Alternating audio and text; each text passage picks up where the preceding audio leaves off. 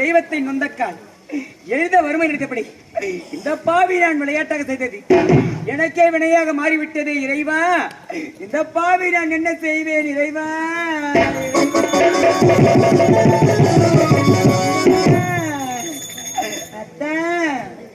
இறையா பாகுரே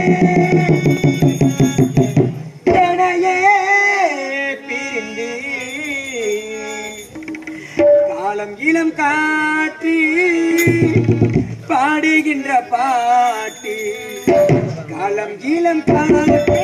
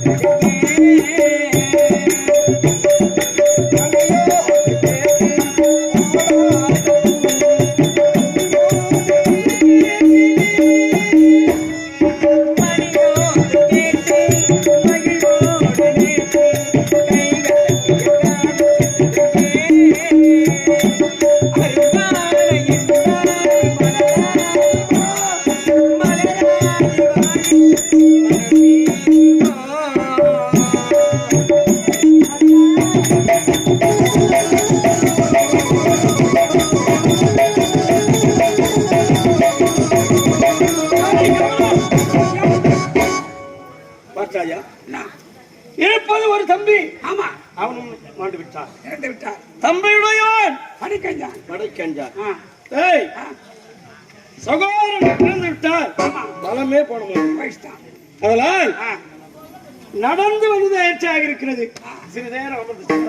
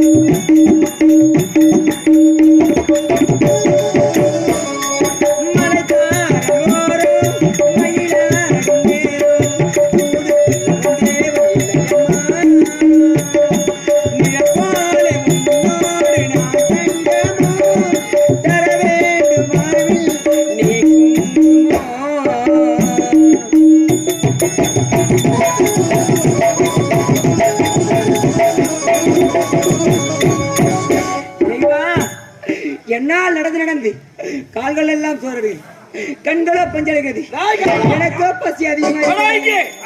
ஆமா, என்ன இது? இந்த காலகத்திலே தன்னும் தனிமையே ஒரு பெண்ணின் அழைக்குரல் கேட்கிறது. என்னவென்று பார். ஐயா, நான் யாரும் இல்லாத ஒரு அனாதை ஐயா. ஆமா ஐயா, எனக்கோ பசி அதிகமா இருக்குது ஐயா. இந்த சாதனை கொடுங்க ஐயா. என்னடா இது? சோதனை மேல் சோதனையாக இருக்கிறது. இறைவன் படைப்பிலே இப்பேற்பட்ட சோதனைகளா? பார்த்தாயா? இந்த பெண்மணி இவ்வளவு அழகாக இருக்கிறார். 32 லட்சம் புரிந்தவளா இருந்தும் 4448 வியாதியிலே கூலி குறுகி குஷ்டம் பிடித்து இந்த குழந்தை வாடுகிறார். நம் கையில இல்ல, நம்ம நாடு இல்ல இது. நம் தம்பியை தேடி வந்தோம். இது எந்த நாடோ எந்த ஊருன்னு தெரியல. அம்மா, இந்த இடத்திலே இப்படி வர உனக்கு என்ன நேர்ந்தது? ஐயா, எல்லாம் காலத்திற்கு கோலம் ஐயா. அப்படியா? விதி என்னுடைய வாழ்க்கையை விளையாடி விட்டது. எனக்கோ பசி அதிகமா இருக்குது ஐயா. சரி அம்மா, இது சாதனை கொடுங்க ஐயா. என்னை மன்னிக்க வேண்டும். இது எனது நாடு அல்ல. உன்னை போதான் விதி எங்கள் வாழ்க்கையில் விளையாடியது. அதனால் நாங்கள் சென்று வருகிறோம். அதுவும் சிவசங்கராபுரி கோட்டை எமது நாடு. அங்கே வந்தாயானால் நீ எதை கேட்டாலும் என் உயிரையே கொடுப்பேன். மக்களுக்காகவே வாழ்கிறவன். அப்படியா ஐயா? ஆகட்டும். அப்படியே தச்சமிடாய் கொண்டு வா.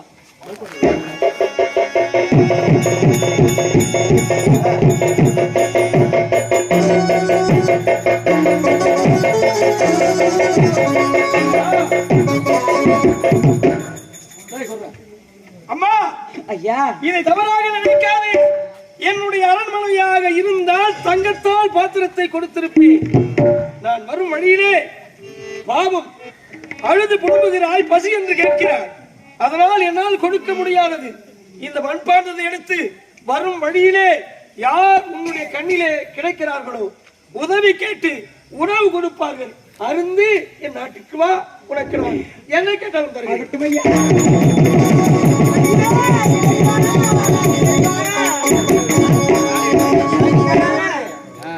நீங்கள் குருடனாக இருக்கும் போது உங்களை அடித்து சித்திரவதை செய்து உடைய கழுத்திலே ஓடி கொடுத்தேன். நீங்கள் எனக்கு ஒரு சாபத்தை கொடுத்தீர்களே, எனக்கு ஏற்பட்ட இந்த நிலைமை என்றாவது ஒரு நாள் உனக்கும் ஏற்படும் என்று சாபத்தை கொடுத்தீரே அத்தா. நீங்கள் கொடுத்த சாபமும் எனக்கு படுத்தி விட்டது அத்தா. பாவினது ஓட்டை எடுத்துக்கொண்டு வீதி வீதியாக பிச்சை எடுக்க வேண்டுமா அத்தா? அத்தா, என் வாழ்க்கை விதியின் பக்கம் ஏ சோகம் மனசில்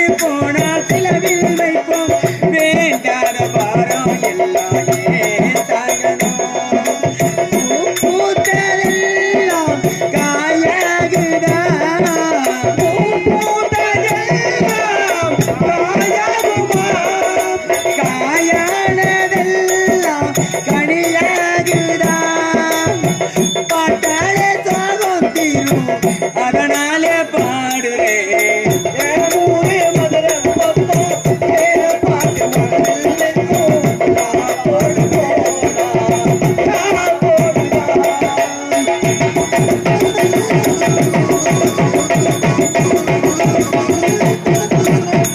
இறைவா இந்த பாவி நான் எதற்கு ஒரு பெண்ணாக பிறக்க வேண்டும் இறைவா பெண்ணாக பிறந்து பாவ குழியிலே வந்து தவிக்க வேண்டும் என்று இறைவன் என் தலையில் இருக்கு அதை யாரால் மாற்றி எழுத முடியும் இறைவா இறைவா அத்தா நீங்கள் எப்போது தேடி வருங்கள் அத்தா ஒன்றுமே புரியவில்லை அத்தா ஆண்டவனோ நானும் இங்கே அண்ணன் தங்க கேள்வி அவனுக்கு